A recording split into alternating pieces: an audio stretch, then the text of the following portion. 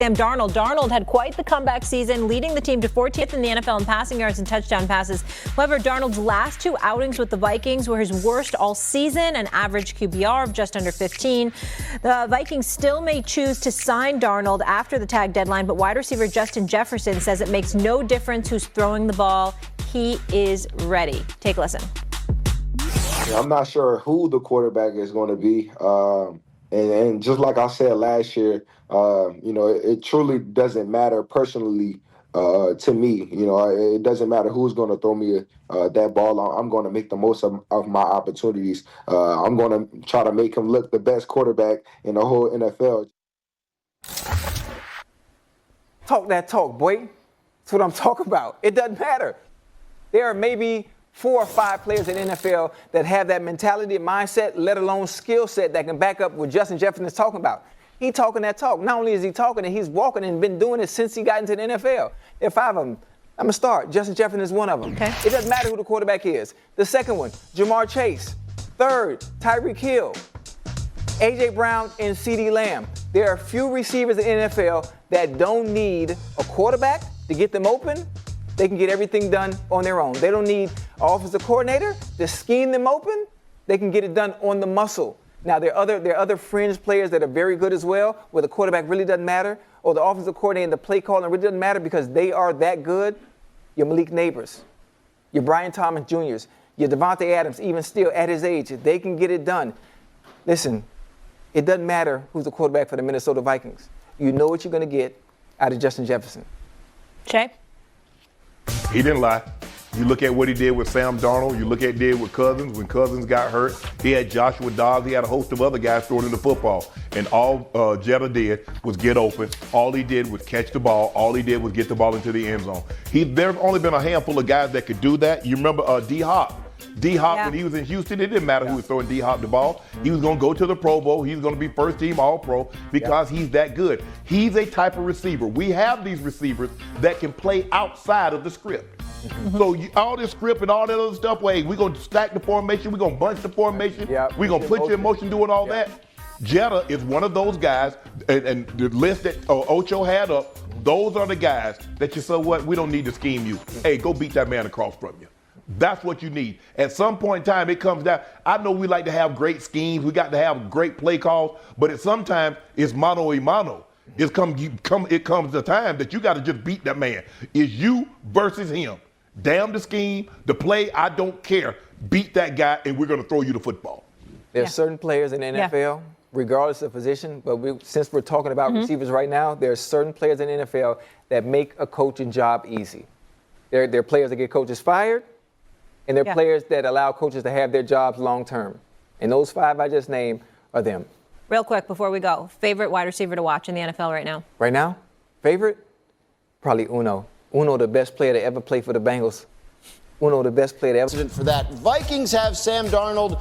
It would cost them about $40 million to tag him. As of now, it does not sound as if they will, which would mean that Sam Darnold would hit the free agent market next week. The Vikings, as we know, have J.J. McCarthy, who was their first-round draft pick last year. They feel like he'll be ready to go soon.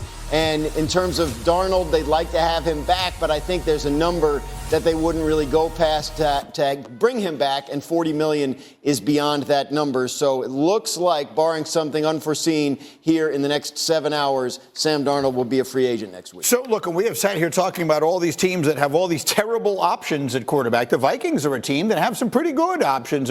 These are nice decisions to have to make. Do we want to bring Sam Darnold back or not? Do we want to build immediately around this rookie we believe in? Dominique is up with us early, and look who has joined the party. The big man, Booger McFarland, is with us here on Get Up. Great to see you, Boog. Let me start there. If you were running the Minnesota Vikings and you had this decision to make on bringing back Sam Darnold, what would you do?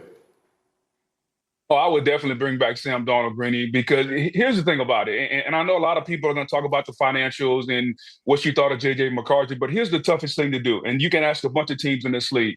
Is to find a quarterback that you can win with, a quarterback that you can believe in. And all Sam Darnold did was have a great season. And the marriage between Kevin O'Connell, the head coach, and Sam Darnold has proven to be one that was really, really beneficial to everybody involved. And I get it, the draft capital with JJ, I understand all that.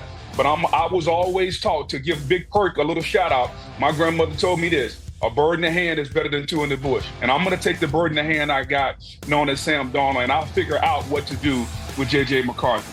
It's so interesting because, Dominique, like I'm thinking back, the Vikings, I'm looking up the dates here. It was the 29th of December.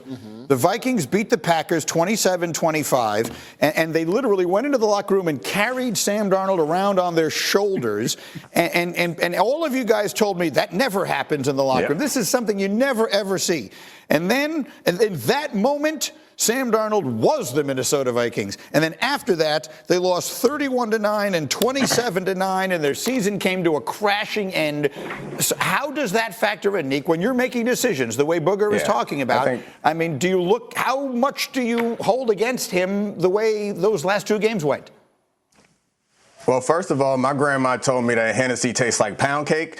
I don't have nothing to do with what's going on, but I feel like we all have to talk about what our grandmas told us at some point in this show. I don't know what your grandma told you, Greeny, but mine told me Hennessy tastes like pound cake, and she was lying. But I do think that they should move on to J.J. McCarthy, because in this game, I think there are certain teams that the structure around Sam Darnold, including the coach, including two good receivers and one future Hall of Fame receiver in Addison and Justin Jefferson, a good offensive tackle, a respectable running game, and a great defense. I think that what happened with Sam Darnold last year, he's probably somewhere between what he was early in his career with the Jets and what he was with the Vikings. But I think overpaying for that when you have a quarterback in your building that you trust and that you've drafted and that is inexpensive, and a system that you've shown to be able to manufacture like a pretty good baseline, I think the most prudent decision is to go to J.J. McCarthy and not overspend on a quarterback unless you're in a situation where you need your quarterback to make up for some deficiencies. I don't think that's what they need there in Minnesota. Danny? I mean, I agree with Dominique. I think the plan was to go with J.J. McCarthy. They had them both in camp last year, and they were treating Sam Darnold. They did the right thing with Sam Darnold. They treated him as a developmental prospect, and they developed him, and he had his best year. So if you're Minnesota, you don't necessarily let that distract you from what your plan was, which was J.J. McCarthy and the quarterback on the rookie contract, right, which allows you to pay Justin Jefferson more money than any other wide receivers making, which will allow you to sign other deals, maybe be aggressive in free agency. So I think you trust in your program and you trust in your head coach and your coaching staff that brought Sam Darnold along, that they can do the same thing with J.J. McCarthy and or a lower-cost veteran that you might bring in to give J.J. McCarthy more time if he needs it, which they don't at this point know. They do not want someone standing in his way when he is ready, and that could be as soon as August. Bug? Here's the one thing that's going to happen all the time, guys, is that rookie quarterbacks outside of Jayden Daniels are going to have growing pains. And so if you're the Minnesota Vikings, are you willing to deal with the growing pains of J.J. McCarthy while you're paying your star receiver $35 million a year? Because, Greeny, as you know, receivers only like two things, the ball and their money. And at some point, you got to get the ball to Justin Jefferson. So are you willing to deal with the growing pains of a rookie quarterback? That's the reason why. Because you're paying so much money to the receiver, I'm willing to pay Sam Darnold a reasonable amount. And when it comes to the quarterback, I'm not saying Sam Darnold is going to get 55 or 60 million, but I'd be willing to give Sam Darnold 45 on a 2 or 3 year deal. And J.J. McCarthy, you know what I'm going to tell you? Hey, you sit down, you rehab, and you learn. And we're always saying, Graz and Neat, hey, the best thing for a rookie quarterback is to chill out, relax, and learn. So why are we trying to rush J.J. McCarthy just because of the financials when we have a quarterback that's had a career year just because Sam Darnold had 2 bad games out of, 17 or 18? I think that'd be a mistake by Minnesota.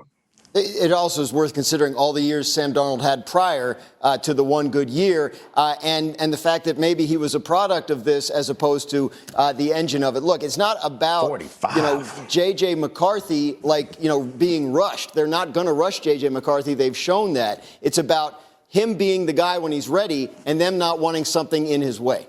And just to put a finishing bow on all of this, when I told my grandmother that I wanted to be a sports announcer when I was 16 years old, she said, and I quote, "Why can't you be something good?"